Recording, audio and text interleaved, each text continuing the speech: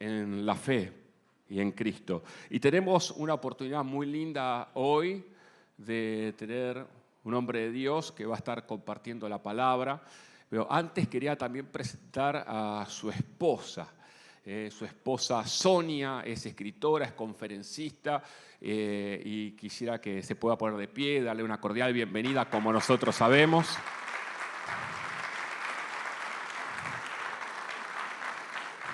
Muchas gracias por tu presencia, Sonia. Ella ha escrito varios libros, uno de ellos es La Mujer Influencer, así que uno de estos días te vamos a tener acá para compartirnos lo que Dios ha puesto en tu corazón. Pero quisiera presentar al pastor Ariel Kim, que es el que va a compartir la palabra de Dios con nosotros en este momento. Miren, pasamos desde las profundidades de la palabra de Dios al rap del preadolescente. Y son herramientas que Dios nos dio y ahora vamos a ir a algo mucho más profundo también, donde el Señor nos va a estar hablando. Así que cuidado con esto, cómo se viene. El pastor Ariel Kim es conferencista internacional y lidera el ministerio de la Cuarta Dimensión para América Latina. Posee una maestría en divinidades de la Universidad de Hansei, en Corea del Sur. Es autor de muchos libros, creo que ha escrito más de 50 libros. Así que imagínense. Y ha escrito también el libro de la Cuarta Dimensión con la coautoría del pastor David Chongi Cho. Así que estamos súper encantados. Yo conozco al pastor Ariel Kim y creo que hay algo muy importante que estamos viviendo nosotros en nuestra institución y que es digno de apreciar. Es que las personas que vienen a traer una palabra traen su vida de respaldo. Y yo conozco al pastor, un poquito que he conocido al pastor Ariel Kim y que hemos podido viajar juntos con su esposa. Puedo dar testimonio de que es un hombre de Dios. Y por sobre todo los títulos que tal vez poco interesa es la posibilidad de que nos ministre a alguien desde su experiencia personal y desde su búsqueda de Dios. Así que yo estoy encantado de darle la bienvenida. Pastor Ariel Kim, por favor, si puedes pasar aquí adelante.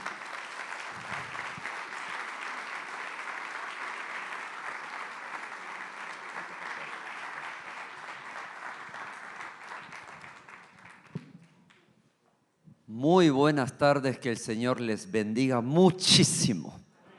Estoy muy contento de poder venir a esta convención anual. Me han dicho que hay muchos pastores y presbíteros. Sabe que un pastor predicar a otro pastor es lo más difícil que existe en el planeta Tierra. Pero como Dios es bueno, y yo sé que hoy hay un mensaje profético para esta convención anual. Wow, diga conmigo, por cuanto Jesús está aquí, algo bueno va a pasar. ¿Sabe qué? Estoy muy contento porque vamos a ir a las profundidades en todo lo que tiene que ver con el estudiar, analizar, escudriñar, meditar en la palabra de Dios.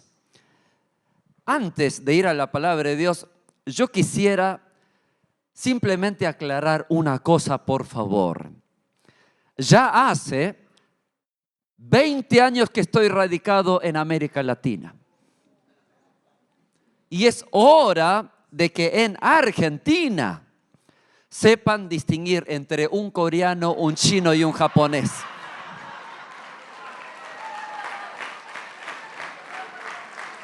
Digo porque voy caminando por la calle de la ciudad de Buenos Aires o el gran punto de América Latina y todos los por ahí adolescentes y jóvenes dicen: ¡ahí va un chinito, ve un chinito! Entonces hoy, en esta tarde, voy a aprovechar esta plataforma para enseñarles cómo se distingue entre un chino, un coreano y un japonés. Usted va caminando por las calles de Argentina y de pronto se topa con una persona que parece tener mucho dinero. Él es un chino. Y sigue caminando y en la esquina ve a otra persona y parece una persona muy inteligente. Él es japonés.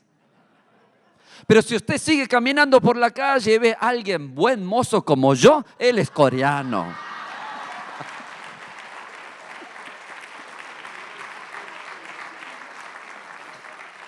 Así que después de 20 años, ya todos nosotros sabemos distinguir cómo es un coreano. Vamos a la palabra de Dios en Mateo 8, 1 al 3, si me pueden acompañar. Yo tengo la nueva versión internacional. Aquellos que lo tienen lo pueden leer conmigo en voz alta. Aquellos que no lo tienen pueden seguirme también en su lectura. El Evangelio de Mateo 8, versículos 1 al 3, por favor. Y dice así la palabra del Señor. Cuando Jesús bajó de la ladera de la montaña, lo siguieron grandes multitudes. Un hombre que tenía lepra se le acercó y se arrodilló delante de él. Señor, si quieres, puedes limpiarme, le dijo. Jesús extendió la mano y tocó al hombre. Sí, quiero, le dijo. Queda limpio. Amén. Muchas gracias por esta invitación, Pastor Eduardo. Me siento muy honrado por poder ministrar la palabra de Dios en esta tarde. He titulado Cambiando la atmósfera espiritual. Diga conmigo, por favor, cambiando la atmósfera espiritual. ¿Sabe cuando uno ingresa a un lugar, sobre todo si se trata de una iglesia, por ejemplo, no tiene por qué serlo, pero un salón donde se ministran cosas espirituales? Entonces usted percibe de que hay algo más que va más allá de lo que usted ve y observa con sus ojos físicos. ¿Eso qué es? Es una atmósfera espiritual. Hoy puedo decir con convicción y con fe de que cuando yo pasé por esa puerta sentí un aroma del Espíritu Santo. Una atmósfera en donde nadie tiene que convencer al otro. El Espíritu Santo está aquí porque ya uno percibe en el corazón de que el Espíritu de Dios está aquí. Porque Dios es Dios de Emmanuel, Dios con nosotros. No hace falta que alguien venga a decirnos Dios existe y presente 150 argumentos, porque sabemos, percibimos en nuestro espíritu de que Dios está aquí con nosotros. Por eso a veces yo pienso cambiando la atmósfera espiritual, pero si ya está cambiado. Pero yo quisiera, si hay alguien que en su región, que en su zona, en su ciudad, en su ministerio, quiere cambiar la atmósfera espiritual, pues este mensaje es para usted. ¿Sabe que una de las cosas que transforman la atmósfera espiritual es un elemento espiritual justamente, que no se ve, no se mide, pero que en definitiva termina de inclinar la balanza? Y eso es honra. ¿Cuán diferente es Oriente y Occidente? ¿Sabe que mi padre es primer misionero de las Asambleas de Dios de Corea en Argentina? Nosotros hemos venido como familia en el año 1984, hace ya muchos años. Aunque yo volví a Corea a radicarme unos años más, pero puedo decir de que Argentina es como mi segundo país. Y ¿sabe qué? La primera vez que mi madre se subió a la terraza y observó cómo los argentinos colgaban la ropa, se sorprendió. Aquí en Argentina todo se hace al revés, porque nosotros la remerita lo lavamos y lo colgamos así. En Argentina se da vuelta eso. ¡Uy! Entonces a ella le sorprendió muchísimo. Oye, aquí en Argentina todas las cosas se hacen al revés. Eso es la diferencia entre Oriente y Occidente. ¿Sabe qué? En Oriente nosotros nos saludamos a 10 metros de distancia. 안녕하세요. Acá en Argentina, uno quiere decir, estrechar la mano diciendo, ¿cómo está? Y el pastor argentino te jala de la mano fuerte y te dice, Ariel, ¿cómo estás? ¿Y cómo está tu tío, tu papá, tu mamá, tus hijas, tu perro, tu gato? Y está 3 minutos literal abrazándome hasta que me quedo sin aire. Eso es mucha diferencia entre Oriente y Occidente. También descubro otros elementos. ¿Sabe qué? En Argentina yo aprendí de que el perro ladra ¿con qué? ¿Cómo? Guau. ¿Cómo guau? Porque el perro coreano ladra diciendo 멍 멍, 멍 멍. ¿Cuán diferentes somos? Y encima el gato también, el gato argentino, ¿qué sonido emite? El gato coreano, allá del otro lado del mundo, dice yaón. Muy diferente. Por eso en el reino, usted no se sorprenda. Yo ya adelanté cómo éramos nosotros en Oriente. No se sorprenda. ¿Sabe qué? Otra de las cosas que también me llama la atención es que aquí en Occidente, sobre todo en Argentina, la gente invoca a otra persona más por su posición social, sino por el nombre. El nombre que Dios me dio en Argentina es Ariel. Entonces, todo el mundo en el vecindario, ahí en el barrio, Ariel, Ariel, Ariel. Pero ¿sabe qué? Esto en Oriente no es así. Nosotros allá en Corea del Sur, nosotros jamás, muy pocas veces decimos invocando a la otra persona por su nombre, sino por la justamente posición social. Por ejemplo, al señor taxista se le dice señor taxista, al jefe en el trabajo se le dice jefe, al electricista que nos visita a nuestra casa nosotros decimos señor electricista. Y también el presidente de la nación, nosotros decimos presidente tal. Pero aquí en Argentina se llama Alberto, Javier. Somos bastante diferentes. También en la iglesia donde yo estoy pastoreando, por ejemplo, por más que se encuentre del otro lado del mundo, la gente jamás me llama por el nombre, sino siempre es pastor. Nunca por el nombre. Pero esto, ¿saben qué? A veces facilita muchísimas cosas. Porque para nosotros no es, digamos, ¿cuántos hijos tienes? Yo tengo 4. ¿Cómo 4? Claro. ¿Y cómo se llaman? Entonces dice, la primera es la Julieta, después viene la Susanita, después viene la Mariela, después el último es Fabiancito. Entonces yo no recuerdo. ¿Cómo recordar los nombres de todos los hijos de mis pastores amigos? Imposible. Entonces, nosotros cuando visitamos y vienen los hijos al saludar, yo digo, tú eres el primero, vos sos el segundo, vos sos el tercero y vos sos la cuarta. Nuestra manera de invocar es también así. No sé cómo es aquí en Argentina, todavía no tengo mucha experiencia, pero yo a mi suegro, señor suegro. Suegra, señora suegra.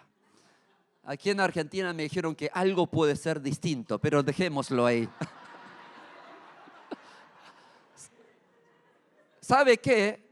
El tema de invocar el nombre para nosotros allá del otro lado del mundo puede involucrarse con incluso falta de apreciación, con no honrar como corresponde. Simplemente culturalmente es lo que se respira de una manera muy diferente. Y esto es lo que yo en algún momento, compartiendo acerca del principio de honra en la iglesia, he estado ministrando a un grupo muy pequeño de pastores hace ya unos años atrás. Y justamente estuve compartiendo esto y un pastor de nombre Jorge se me acerca y me dice, ¿sabe qué? Pastor Ariel, lo que usted ha mencionado. Sabe que yo en la iglesia, yo no llegué como pastor, llegué como un hermanito más. Y luego me nombraron pastor. Entonces pasa el tiempo y sobre todo los jóvenes por ahí me siguen diciendo pastor, pastor, pero por ahí los hermanos que ya estuvieron como ancianos ya de la iglesia me siguen diciendo por el nombre. Y yo no sabía qué significaba eso realmente. Pero después me di cuenta de que eso puede implicar una cierta cuota de deshonra. Eso es lo que me di cuenta.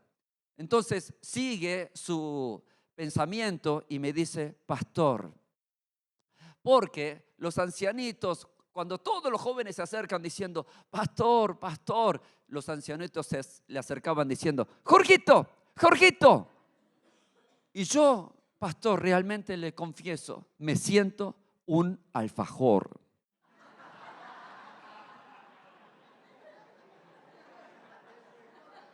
Y ahí tuve que ministrar, pastor Jorge, usted no es un alfajor. Usted es un gran predicador. Usted es un gran hombre de Dios. Insisto, no es un alfajor. Y ahí me di cuenta de que aún en Argentina, quizás una cultura mucho más horizontal que en otras partes de América Latina, no es tan así tampoco, sino cuando uno escudriña y va más allá, o es honra o es deshonra. Lo quiero trasladar hace 2000 años atrás. ¿Por qué?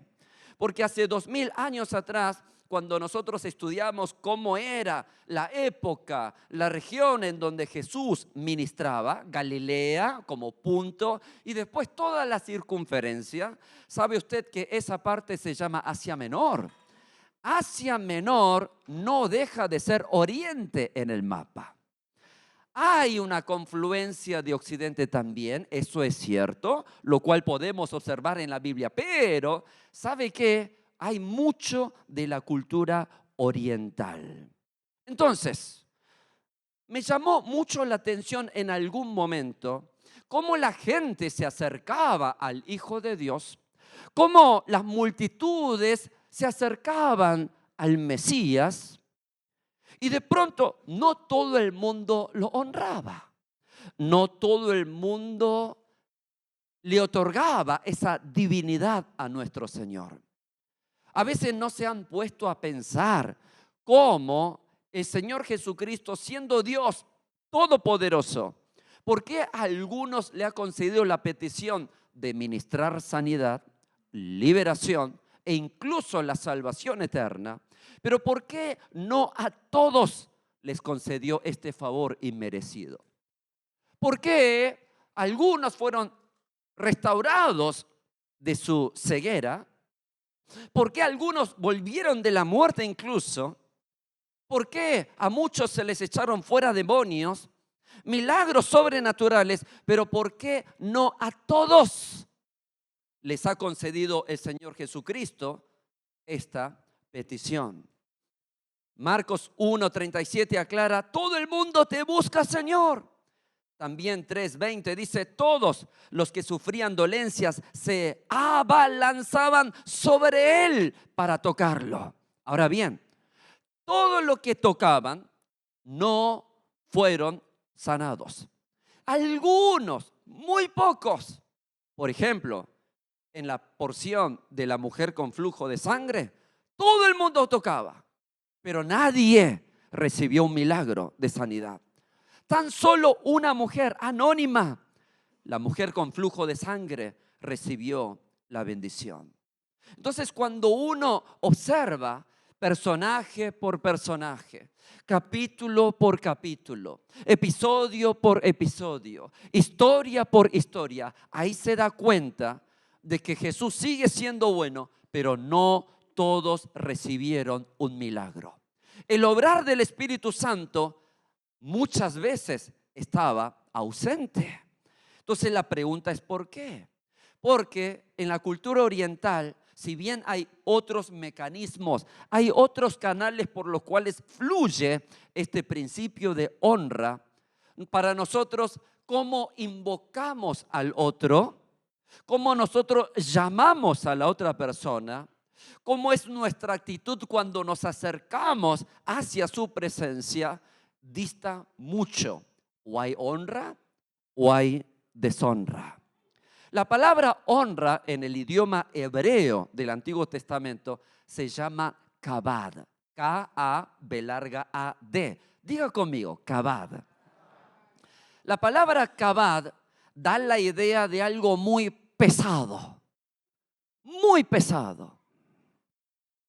Quiere decir de que nosotros no podemos acercarnos a esa presencia divina así nomás, sin preparación, de manera mediocre, superficial, porque Él es Dios 3 veces santo.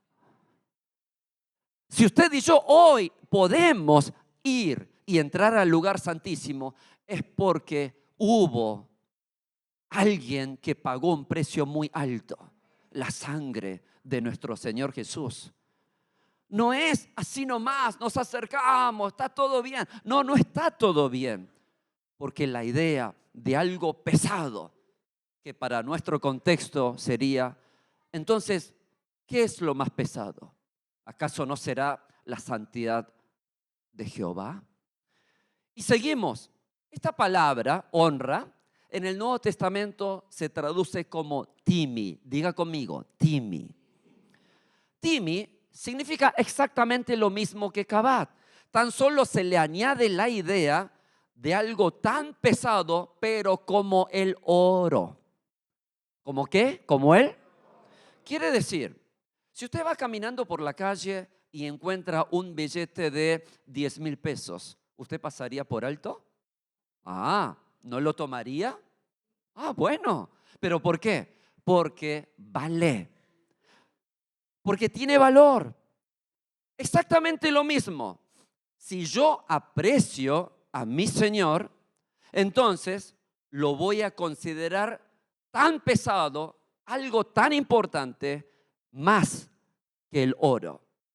Ahora, la contrapartida de kabad y de timi, ¿qué sería? Deshonra. Deshonra en el Nuevo Testamento es atimia. ¿Y sabe qué? Significa ignorar, menospreciar, subestimar. ¿Por qué? Porque vale menos que, escuchen bien, materia fecal. Eso es atimia. ¿Acaso no será que nosotros tenemos que volver al original, al diseño de Dios a partir de la creación? Cuando Dios nos creó según su imagen y semejanza, nosotros tenemos que honrarlo de manera tal que reconocemos de que Dios es nuestro Rey, es nuestro Señor. No estoy diciendo que la manera de invocar a otra persona sea el único canal por el cual la honra, el principio fluye. Por ejemplo, cuando uno se acerca con temor, cuando uno dobla sus rodillas, bueno, eso todos son, digamos, actos de honra. Y fíjese, dependiendo si hay honra o deshonra, había obrar del Espíritu Santo o ni siquiera, como se dice en Argentina, pasaba por la esquina. Cuando Jesús visitó Nazaret, la gente empezó a decir, ¿pero este no es el hijo del carpintero? ¿Este no es el hijo de María? Y dice la palabra de Dios en Marcos 6:5, por la incredulidad no hizo allí muchos milagros. Jesús hizo milagros porque Él es Dios, Él es todopoderoso, pero no hizo muchos. ¿Por qué? Por la incredulidad, por la deshonra, porque no hubo algo que se llama reconocimiento. Para ellos Jesús era un jovencito de 30 años que se interesó en la política y quería echar al emperador romano y no más que eso. Cuando no hay un reconocimiento acerca de la divinidad de Cristo, el Espíritu Santo no obra allí. En la época de pandemia, ¿saben ustedes? Parece como que han pasado muchos años y fue ayer. Estuve leyendo la Biblia y me llamó justamente la atención de los evangelios, empezando por Mateo, terminando por Juan, cómo cada personaje, muchas veces sin nombre, anónimos, pero que se acercaban a Jesús y dependiendo de la cuota de honra que le otorgaban, A mí me interesó si había milagros o no, si el obrar del Espíritu Santo estuvo presente o no. Entonces estuve escudriñando palabra por palabra, episodio por episodio acerca justamente de esta parte. Me llevó 2 años y medio poder realizar esta presentación. Yo hoy voy a presentar tan solo Mateo. Después este libro contiene Marcos. El año que viene, si Dios permite, voy a presentar Lucas y Juan. Pero suficiente como para yo darles una probadita de lo que significa el principio de honra y el obrar del Espíritu Santo mediante los títulos de Jesús. En el Evangelio de Mateo, nosotros descubrimos muchos títulos. Títulos que nosotros por ahí, aquí en Occidente, lo podríamos omitir y pasar por alto. Un oriental no lo haría. Pero entonces, ¿qué significa cuando alguien se acerca a Jesús y le otorga un título honrando su persona y otra persona que no lo hace? Y he preparado un material acerca de todas aquellas personas que se acercaron a Jesús otorgándole el título de maestro. Maestro, como ustedes saben, queridos pastores y presbíteros líderes, es Kyrios en el idioma griego. Señor. ¿Qué significa Kyrios? Sobre todo en el Evangelio de Mateo. ¿Tenemos nosotros material preparado? ¿Sí? Si lo hay, ¿pueden poner? Si no, yo tengo aquí.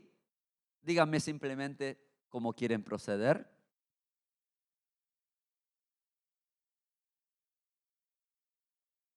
Bien, vamos avanzando.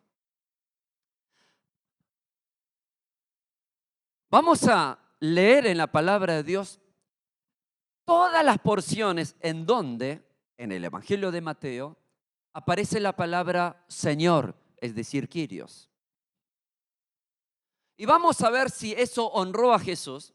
Vamos a ver si eso provocó que el Espíritu Santo obrara un milagro. El primer Kyrios es Mateo 3:3. Voz de uno que grita en el desierto, preparen el camino para el Señor. Háganle sendas derechas. Alguien puede decir, y con razón, pastor, pero todo lo que usted comentó, acá no aparece nada. Claro, no aparece nada porque es el mismo autor, es decir, Mateo, honrando a Jesús. Fíjese que no dice Jesús, sino dicen, preparen el camino del Señor, honrando del personaje de quien se va a basar para desarrollar todo su evangelio, toda la historia que él va a escribir. Mateo 8:2 es justamente lo que nosotros hemos leído. Se trata de una persona que tenía lepra y fíjense que lo llama Señor, porque dice, Señor, si quieres, puedes limpiarme. Eso de decir Señor honró tanto la persona de Jesucristo que dijo, sí, quiero, queda limpio. Y al instante quedó sano de la lepra. Prosiguiendo en Mateo 8:6, en Capernaum, Señor, mi siervo está postrado en casa con parálisis y sufre terriblemente.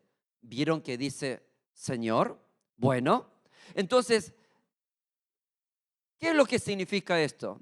Ahí lo que quiso decir el hombre es, tú eres el Señor, el que mayor autoridad tiene en todo el universo. Y todos están sujetos a tus órdenes. Yo que estoy en esto, yo sé cómo funciona. Tan solo basta con que digas una palabra. Y el Señor Jesús se sintió honrado. Ve, todo se hará tal como creíste. Y en esa misma hora, aquel siervo quedó sano. Mateo 8:8. Otra vez, la misma historia del centurión. Dice que el centurión no solamente honró a Jesús diciendo una sola vez, sino otra vez: Señor, no merezco que entres bajo mi techo, pero basta con que digas una sola palabra. ¿Cuál es el resultado? Sanidad del parálisis. Mateo 8:21. Cuando Jesús vio a la multitud que lo rodeaba, dio la orden de pasar al otro lado del lago. Es ahí cuando se le acercó un maestro de la ley y otro discípulo. Según el contexto aquí, otro discípulo no necesariamente se refiere al grupo selecto de los 12, pero dice: Maestro, te seguiré a donde quiera que vayas. Ahora, ese hombre no recibió nada. Pero otro discípulo le dijo: Señor, en contrapartida a el otro que dijo: Maestro, Señor, primero déjame ir a enterrar a mi padre. ¿Y sabe qué? ¿Cuál es el milagro? Un pedido de consagración. Sígueme y deja que los muertos entierren a sus muertos. Si bien no es que hubo un demonio que se fue, no es que un ciego se sanó, pero un pedido de consagración es un tremendo milagro. Fíjense que en los evangelios no todos, aun cuando ellos querían, no todos Jesús les concedió el privilegio de seguirlo como un discípulo. Mateo 8:28, prosigo. Señor, sálvanos, que nos vamos a ahogar. Un milagro sobrenatural. ¿Cuál es ese milagro sobrenatural? Que no se ahogaron. Mateo 9:28. Tenemos a los 2 ciegos de Capernaum. Cuando ellos dijeron: ten compasión de nosotros, hijo de David. ¿Cuál es el milagro? Se hará con ustedes conforme a su fe, porque ellos honraron a Jesús diciendo: ¿creen que yo puedo sanarlos? Sí, Señor. Mateo 14:28. También aquí aparece Pedro diciendo en medio de la tormenta: Señor, si eres tú, mándame que vaya a ti sobre el agua. Y ahí el Señor le dijo: ven. ¿Y ahí qué pasó? El primer hombre de la historia en caminar sobre el agua. Díganme si esto no es un milagro sobrenatural. Mateo 14:30 dice: Señor, sálvame. Y el Señor lo reprendió.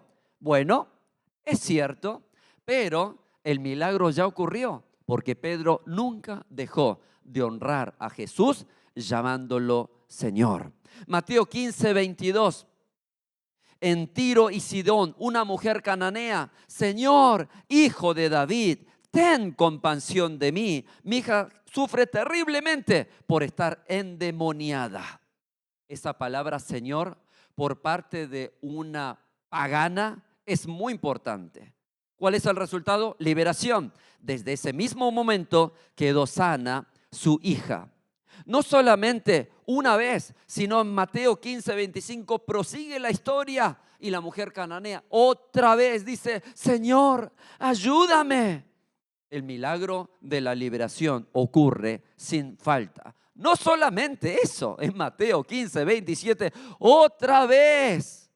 Pero hasta los perros comen la migaja que caen de la mesa de sus amos. Sin embargo, otra vez la mujer cananea, a pesar de que fue herida de su ego, dijo: sí, Señor.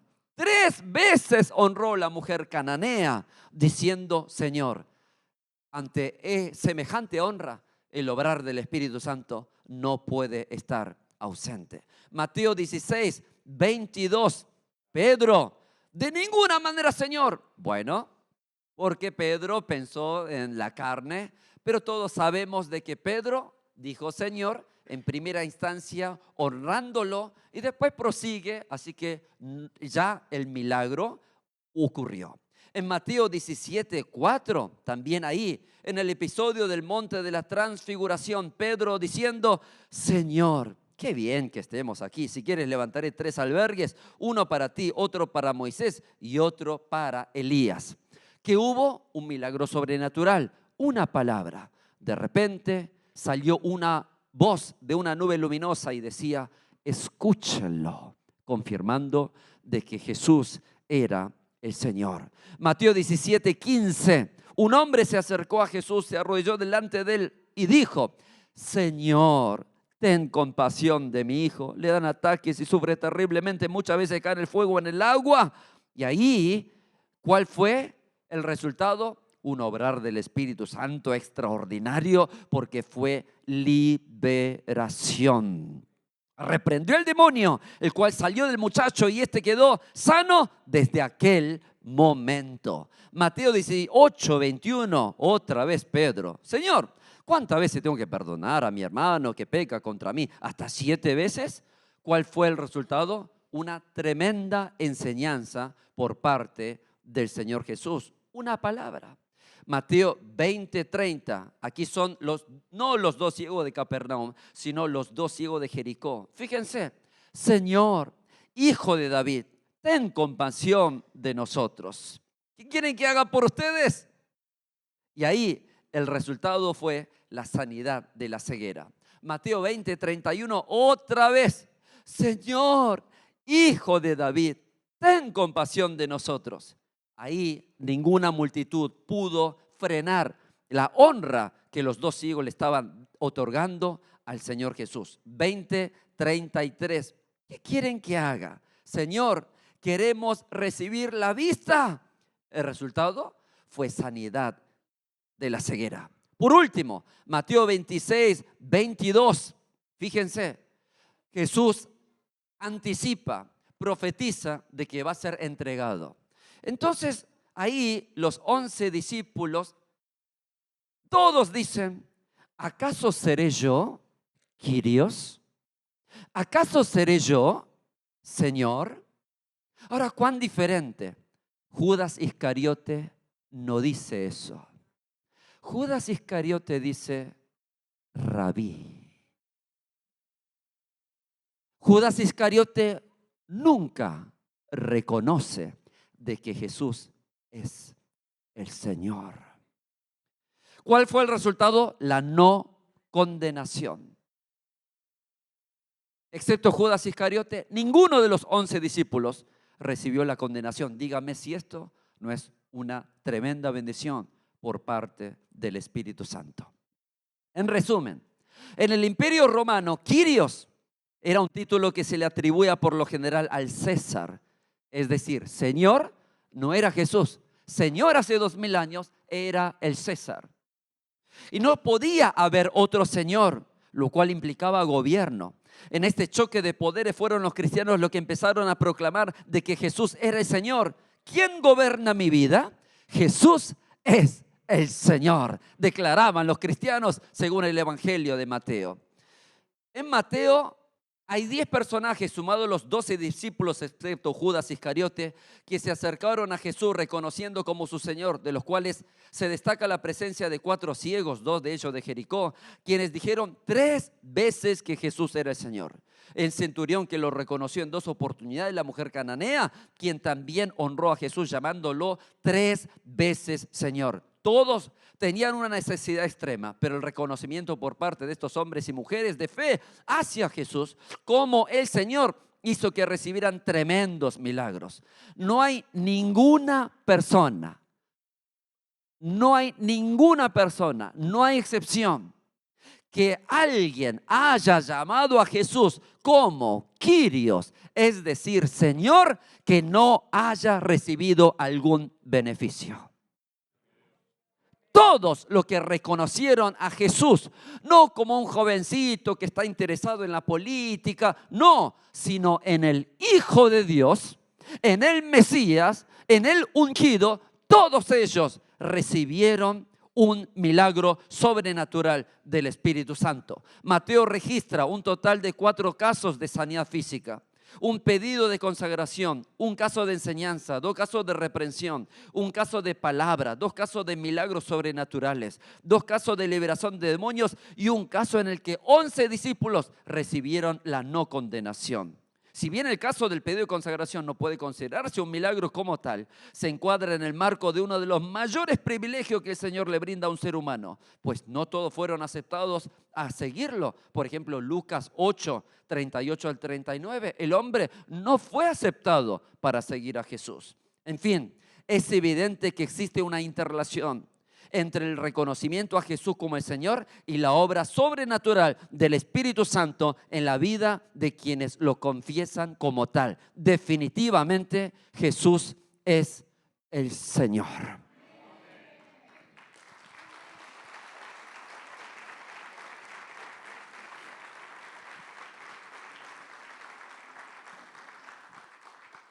Prosiguiendo Mateo, porque todavía no hemos terminado, pero les prometo que esta segunda parte va a ser más corta. Ahora, ¿cuál es la otra versión? En el Evangelio de Mateo, si el título Kyrios, es decir, Jesús, honraba de sobremanera la persona de Jesús, hay otro título que deshonra, desacredita, subestima, menosprecia a Jesús. ¿Sabe cuál es ese título? Maestro, didáscalos en el idioma griego. Este es más cortito. Mateo 8:19. Un maestro de la ley se acerca y le dice, didáscalos, maestro, te seguiré a donde quieras que vayas. ¿Se acuerdan del discípulo que le dijo Señor? Bien. Pero este le dice maestro. Y el Señor Jesús contesta una cosa que todavía no lo entendemos. Las zorras tienen madrigueras y las aves tienen nidos, pero el Hijo del Hombre no tiene dónde recostar su cabeza. ¿Qué quiso decir el Señor? No hubo nada positivo. No hubo obrar del Espíritu Santo. Mateo 9:11. Jesús vio a un hombre llamado Mateo sentado a la mesa de recaudación de impuestos y le dijo, sígueme. Y prosigue la historia con algunos fariseos que se acercan. ¿Por qué come su didáscalos, su maestro, con recaudadores de impuestos y con pecadores? Y ahí el Señor, saben ustedes lo que dijo. No son los sanos que necesitan médicos, sino los enfermos, pero vayan y aprendan qué significa esto. Lo que pido de ustedes es misericordia y no sacrificios, porque no he venido a llamar justos, sino pecadores. Es una enseñanza, pero no es una palabra profética.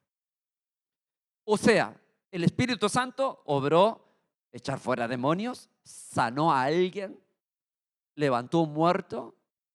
Nada, no pasó absolutamente nada. Mateo 12:38. Algunos de los fariseos y los maestros de la ley le dijeron a Jesús, maestro, queremos ver alguna señal milagrosa por parte tuya. ¿Qué es lo que pasó? El Señor Jesús reprendió esta generación malvada de adúltera, pide una señal milagrosa, pero no se le dará más señal que la del profeta Jonás. Reprensión es lo que hubo. Mateo 17:24. Cuando Jesús y sus discípulos llegaron a Capernaum, ¿se acuerdan?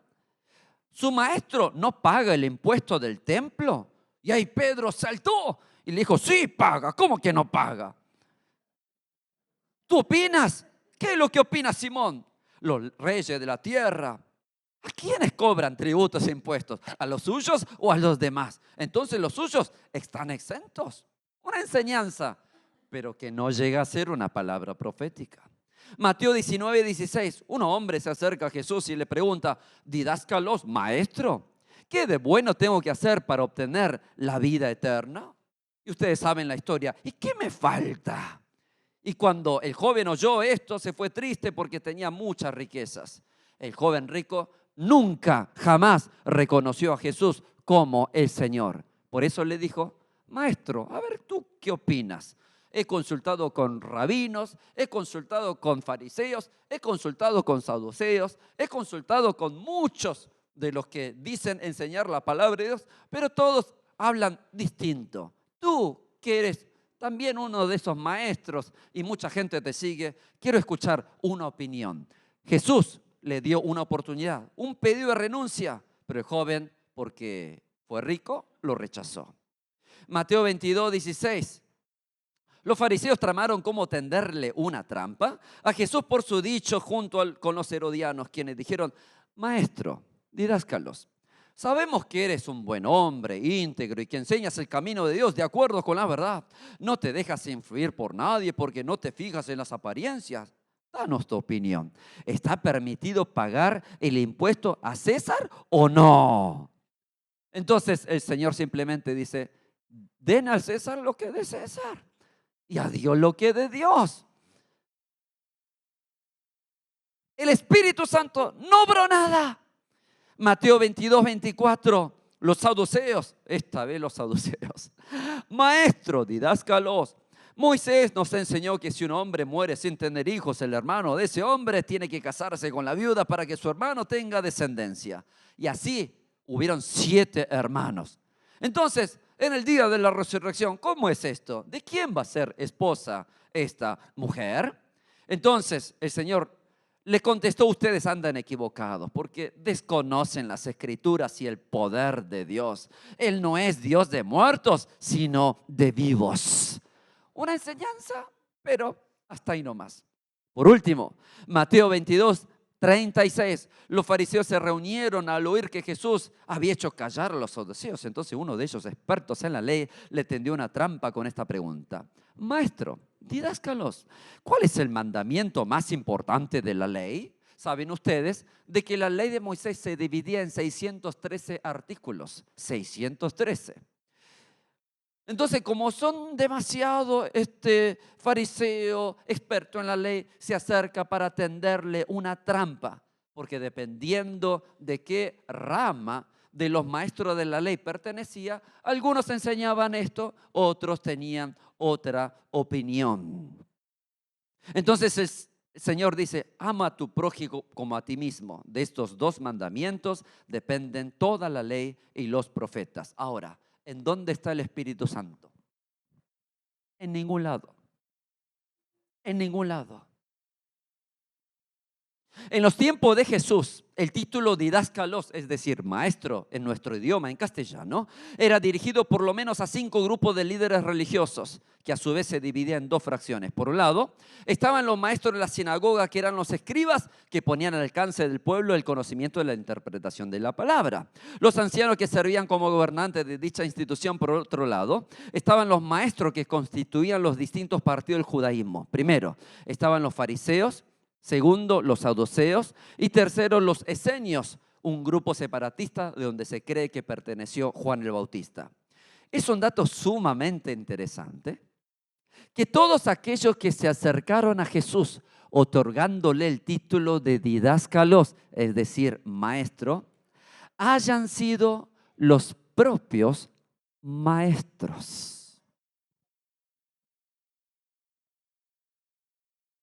Mateo registra en 2 ocasiones a los maestros de la ley, en 4 oportunidades a los fariseos y en un episodio a los saduceos, quienes se acercaron a Jesús llamándolo didáscalos, maestro.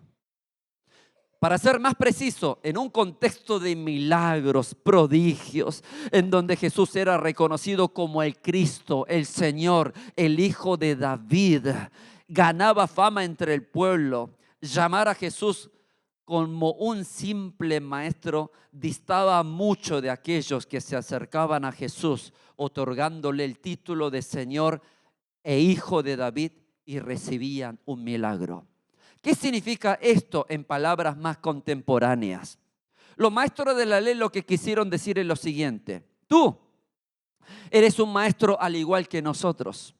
Tú estás en el mismo nivel que nosotros, lo cual creaba una atmósfera de deshonra, subestimación y descalificación. ¿Cuál ha sido el resultado de estos supuestos maestros que le otorgaron a Jesús el título de maestro, pero con segundas intenciones?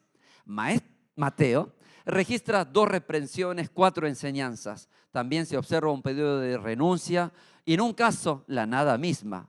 En conclusión, no hay ninguna obra sobrenatural del Espíritu Santo que se relacione con el título maestro didáscalos en el Evangelio de Mateo.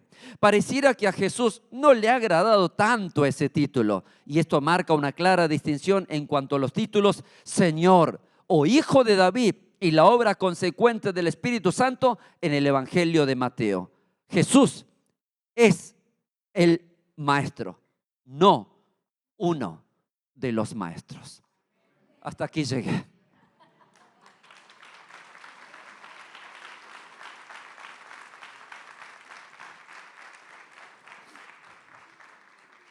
Para aquellos pastores, presbíteros y líderes que están aquí presentes, pastor, pero ¿no era que maestro, cuando nosotros proseguimos en el estudio de Marcos, de Lucas y Juan, ¿no es que en maestro también hay milagros?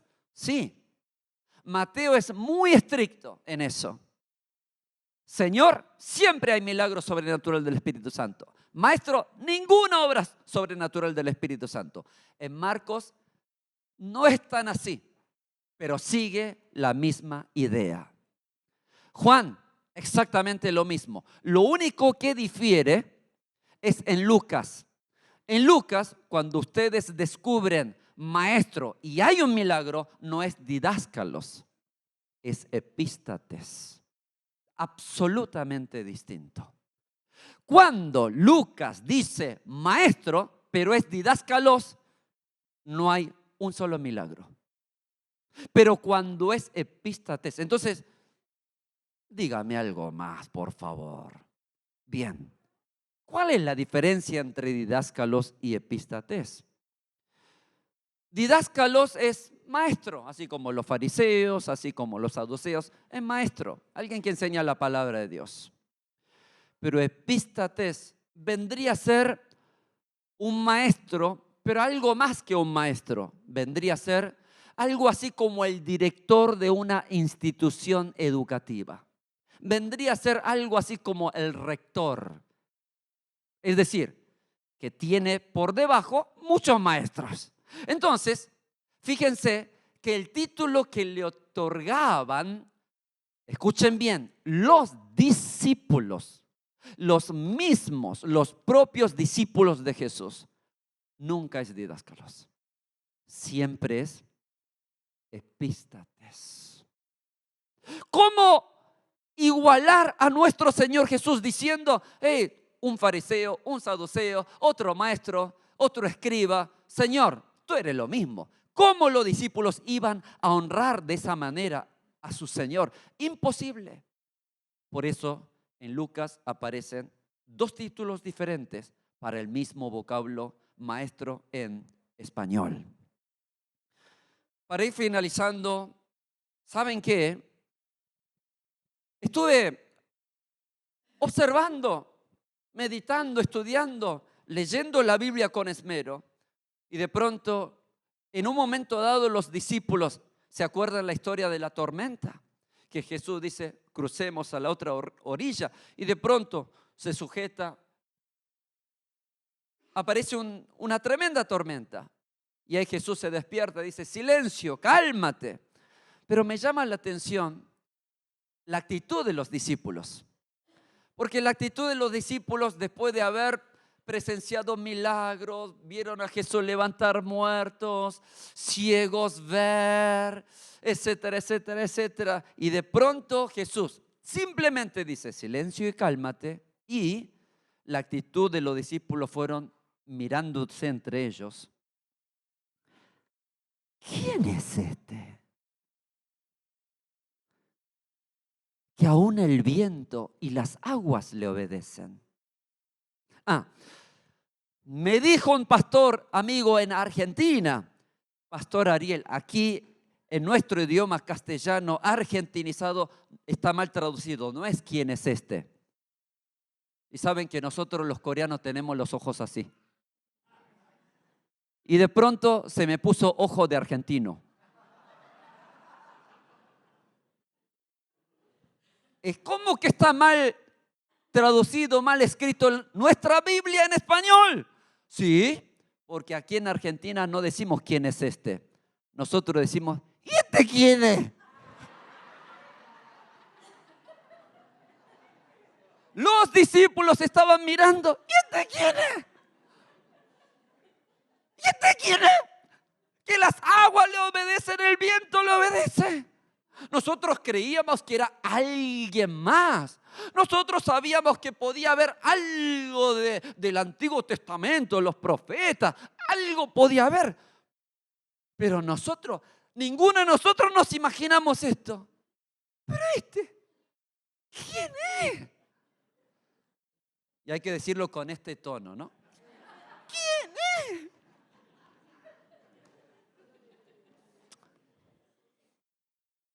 ¿Sabe que muchos de nosotros somos como los discípulos? Decimos porque nosotros de tanto predicar, ministrar la palabra, ¿cómo es Dios? Sí, Dios es omnipotente, Dios es omnipresente, Dios hace lo que quiere, pero a la hora de la verdad, cuando nosotros pasamos por tempestades en nuestros ministerios, cuando no tenemos dónde aferrarnos, dónde sostenernos y pareciera que todo se va a hundir, ahí nosotros sabemos quién es Jesús. Jesús es el Señor. Él gobierna nuestras vidas.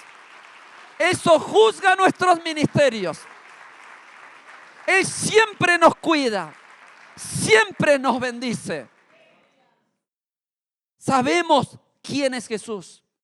Y por eso nosotros tenemos que preparar una atmósfera de honra para con nuestro Señor.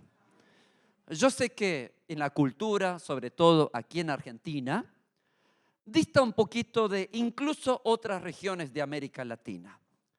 Pero, escuchen, un pastor del interior, cuando yo prediqué este mensaje, me dijo en confianza: pastora, lo que usted ha dicho es muy cierto. Quizás yo no lo relaciono porque si yo me llamo, póngale Víctor, que alguien me llame Víctor a mí no me molesta. Pero ya que usted ha dicho esto, ahora yo sí percibo. Ahora yo entendí lo que. Un hermano que no le podía mirar los ojos, siempre le decía: che, ahí pude percatar cuál era la cuota, el nivel de honra que se le otorgaba al siervo de Dios. Pregunta: si nosotros ni siquiera estamos preparados para crear una atmósfera de honra para con Jesús, preparando el ambiente, dando lo mejor, no conformarse con lo mediocre o superficial. Pregunta: ¿cómo queremos que el Espíritu Santo descienda, nos llene y obre un milagro sobrenatural? Alguien dijo: si Sócrates entrara en esta habitación, yo inmediatamente me pondría de pie. En segundo lugar, pero si entrara Leo Messi, ¿qué hace Messi acá? Seguramente, bueno, no me creyeron. Yo pensé que iba a engañar a todos porque está en Argentina. Pero qué bien que juegan al fútbol, argentinos. 3-0, yo no puedo creer. Pero si entrara Leo Messi ahí, todos nos pondríamos de pie y nos abalanzaríamos sobre él para sacar una selfie, ¿o no es cierto? Y esa persona prosiguió diciendo: pero si por esa puerta entrara el Señor Jesús, yo me arrodillaría para honrarlo, para reverenciarlo, para otorgarle toda la gloria, toda la alabanza, todo poder, todo reino, porque Él es todo en todo. Y eso es lo que vamos a hacer ahora. Un pequeño momento de ministración. Vamos a honrar a Jesús según el Espíritu Santo nos indique. ¿Qué tal? Póngase de pie, por favor.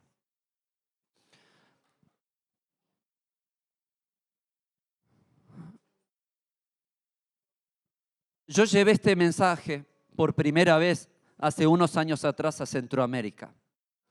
Yo no tenía muchas expectativas de lo que iba a pasar, pero de pronto, ¿saben con qué me encontré?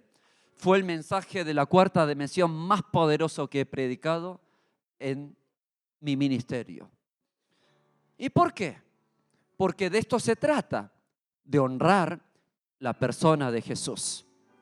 Algunos aplauden, algunos se ponen de rodillas, otros levantan la mano, otros simplemente cierran sus ojos.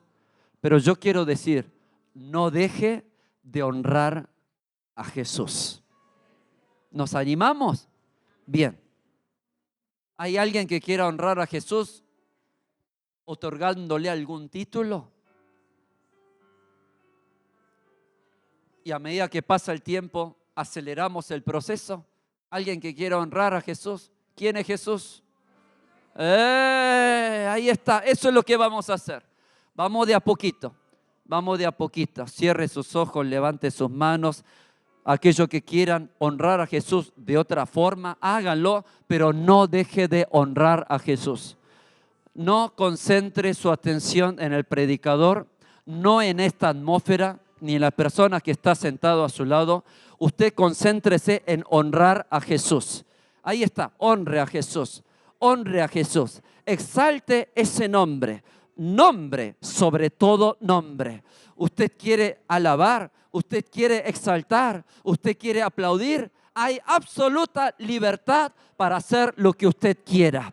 Absoluta libertad, pero no deje de honrar a la persona de Jesús. Todos honrando, todos honrando, todos honrando a Jesús, a Jesús, a Jesús y solamente a Jesús. Honrando, honrando, honrando.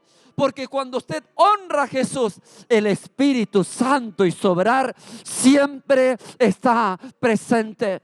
Nunca está ausente. Ahí donde está, está haciendo bien porque está honrando a Jesús. Usted quiere unción del Espíritu Santo. Usted quiere un milagro sobrenatural. Anda buscando un prodigio. Quiere un milagro. Entonces primero debe centrar su mirada en la cruz.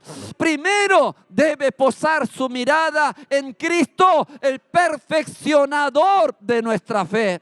Primero honramos a Jesús y luego el Espíritu Santo cae. Luego el Espíritu Santo nos unge. Luego el Espíritu Santo nos da poder. Pero primero honramos a nuestro Señor, porque Jesús es el Señor. Aleluya. Jesús es el Hijo de David. Jesús es el Cristo. Jesús es Emmanuel. Jesús es el Hijo de Dios. Es el Alfa y el Omega, el principio y el fin. Él es todopoderoso. Él es el que era, el que es y el que ha de venir. Él es santo, santo, santo. 3 veces santo. Él es consejero admirable. Él es Dios fuerte. Él es Padre eterno. Es el príncipe de paz. Es el Señor de señores. Es el Rey de reyes. Y cuando nosotros exaltamos su santo nombre, cuando nos acercamos a su persona con reverencia, así como la mujer cananea, así como los ciegos de Jericó, así como el centurión, nos acercamos con reverencia, nos acercamos con honra. Cuando declaramos quién es Él para con nosotros, el Espíritu Santo obra, obra, obra como viento recio. Obra, obra, obra de una manera poderosa. Por eso siempre, hoy y hasta el día en que podamos hacer, no, por la eternidad. Así como los 4 seres vivientes, así como los 24 ancianos, así como su pueblo, más toda la creación, nosotros también vamos a decir: todo poder, toda honra, todo reino, toda alabanza, Toda gloria es para aquel que está sentado en el trono y al que está sentado, el Cordero que está sentado a la diestra. Señor, te honramos, exaltamos tu santo nombre, así como los ciegos, así como la mujer cananea, así como el centurión. Señor, declaramos, confesamos, reconocemos quién eres tú, Señor. Pero ¿cómo? ¿Quién es este? Sabemos quién tú eres. Tú eres el Señor. Tú eres el ungido. Tú eres el Mesías. Tú eres el Salvador del mundo. Y cada vez que nosotros nos acerquemos a tu presencia, Señor, no nos vamos a acercar con incredulidad.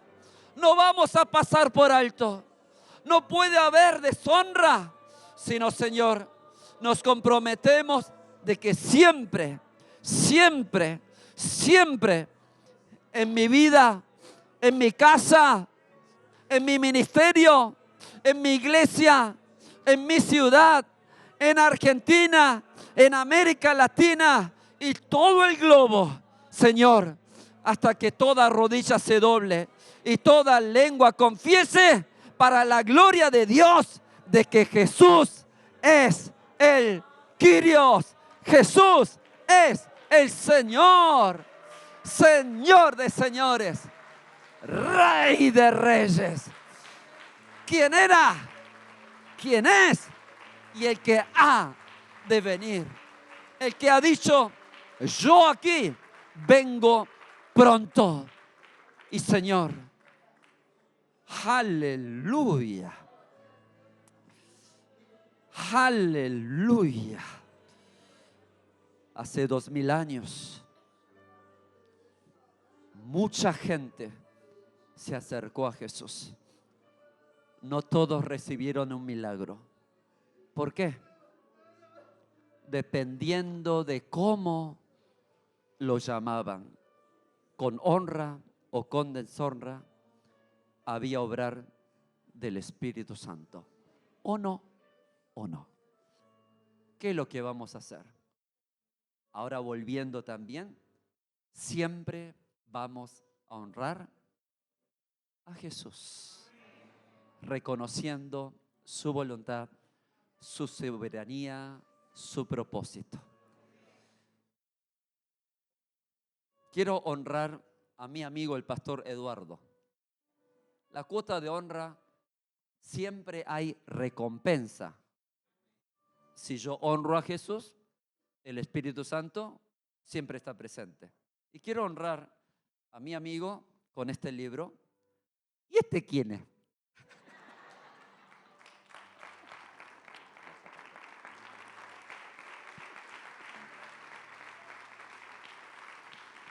Muchas gracias, querida iglesia. Que el Señor le bendiga muchísimo.